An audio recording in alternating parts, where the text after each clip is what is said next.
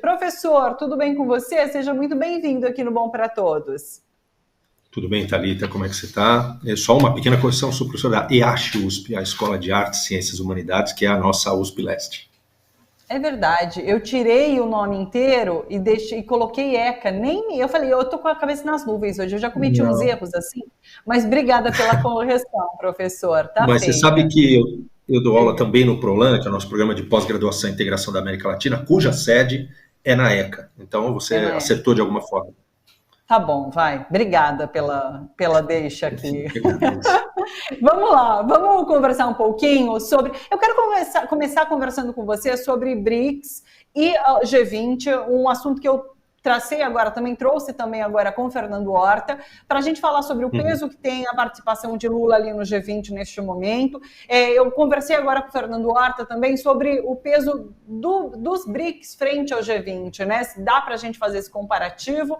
E depois eu quero falar um pouquinho sobre a América Latina, eleições que aconteceram aqui no nosso continente, que estão para acontecer, para a gente entender um pouquinho, então, essa conjuntura. Mas vamos lá, Lula no G20, assumindo, inclusive, a presidência agora em dezembro. O que esperar? Bom, eu acho que é talvez um dos maiores desafios da diplomacia brasileira, do Itamaraty, do Estado brasileiro na sua inserção internacional da história, de todos os tempos. Pelo seguinte, o G20 nesse momento ele está rachado, né? Ele representa as 20 maiores economias do mundo e o que se tem é de um lado os Estados Unidos e os seus aliados na Europa, né? A Alemanha, o Reino Unido, a França, a Itália, mais o Canadá e o Japão, que na verdade constituem o tal G7, que em algum momento foi o clube dos países mais ricos do mundo, mas que hoje já não é mais, né? E do outro lado a gente tem potências em ascensão ou reascensão, como é o caso da China, voltando a ser, e isso é inevitável, dentro de alguns anos vai acontecer, voltando a ser o país mais rico do mundo, né, mais poderoso do ponto de vista econômico.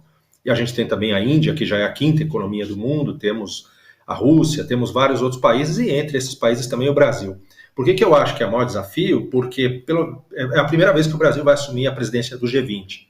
É muito interessante que seja nesse momento, porque o Brasil, à exceção do que foi a nossa diplomacia no século XIX, que tem uma mancha muito triste, que é a Guerra da Tríplice Aliança, né? Mas do Barão do Rio Branco para cá, ou seja, nos últimos 100 anos, o Brasil buscou construir um papel de um país moderador, um país amistoso, um país que no cenário internacional sempre buscou promover uma cultura de paz, sempre buscou promover o diálogo, trazer temas importantes para a agenda internacional.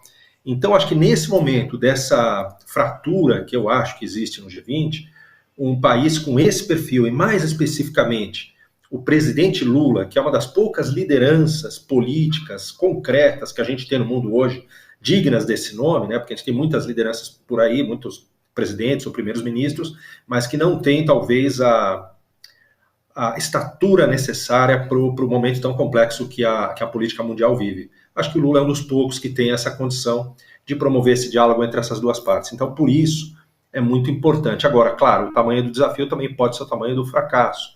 A gente vai ter que acompanhar nos próximos meses se a diplomacia brasileira, a chancelaria brasileira e o próprio presidente Lula estarão à altura de tantos problemas que vão se apresentar. Nisso que, na verdade, acho eu, é a transição, Thalita, de uma arquitetura de governança do mundo que refletiu o que foi os vencedores da Segunda Guerra Mundial para uma nova arquitetura que é do século XXI.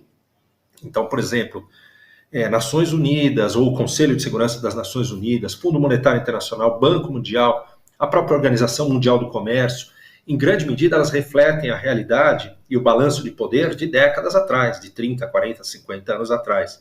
E talvez hoje já não reflitam mais. Então esse desafio de fazer a transição para uma outra arquitetura se coloca agora exatamente nessa grande arena complexa e heterogênea e contraditória que é o G20. E aí é o desafio que se coloca para o Brasil, para o Itamaraty e para o presidente Lula.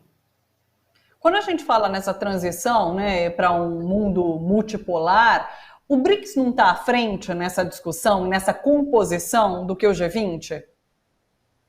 Acho que sim, sem dúvida nenhuma, porque a essência dos BRICS, e é um pouco a essência da própria política externa de Beijing, a política externa chinesa, é apostar na multipolaridade. Enganam-se aqueles que acham que a China, nesses últimos 20, 30 anos, teria tentado trabalhar pela demolição dessa arquitetura de governança dos vencedores da Segunda Guerra. Pelo contrário, eu acho que ela apostou nisso, ela apostou nesse capitalismo, ainda que o Estado chinês não o seja, mas ela apostou nesse capitalismo concorrencial nos setores mais evoluídos do ponto de vista tecnológico, apostou num capitalismo também de base financeira. A China detém títulos, por exemplo, da dívida pública dos Estados Unidos. Enfim, ela foi para o jogo, para esse jogo, né? No entanto, ao mesmo tempo, a diplomacia chinesa, o Estado chinês, está tentando construir a transição para esse outro mundo, onde você não tenha um único país dando as cartas, né? Que é o desejo dos Estados Unidos. E eu não vou aqui fazer nenhum tipo de juízo de valor, é o desejo de um Estado extremamente poderoso, talvez a maior superpotência de todos os tempos, e de certa forma é legítimo que ele atue de acordo com os seus interesses. A gente pode criticar os Estados nacionais que não atuam de acordo com seus interesses, que viram as costas para o diálogo internacional, que se fecham, que se isolam, mas esse não é o caso dos Estados Unidos e não é o caso da China. A diferença é que a China aposta, acho eu, na criação de uma arena de interlocução onde se leva em conta a voz, o peso demográfico, econômico, político, histórico de vários países do mundo, né? Isso é diferente dos Estados Unidos, que se pudessem manteriam essa ordem unipolar que vem existindo, em crise, mas vem existindo desde o final da União Soviética. Os Estados Unidos têm dado as cartas, né? Desde então, mas enfrentando diversos problemas na concretização dessa estratégia.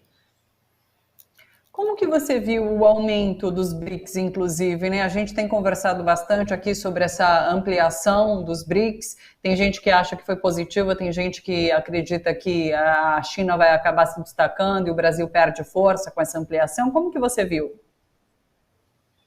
Quando você tem mais atores dentro de uma organização, qualquer que seja ela, é mais gente para sentar na mesa e pedir a palavra, né?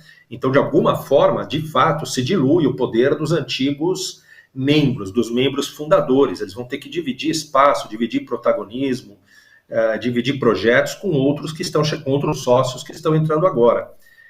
Eu acho, a gente precisaria talvez refletir mais sobre isso, mas eu tendo a me alinhar com essas pessoas que têm afirmado que o Brasil perdeu nessa última reunião um pouco, né, do protagonismo que tinha. E obviamente que isso é dinâmico, isso pode ser reconstruído. Se é que perdeu, eu acho que perdeu.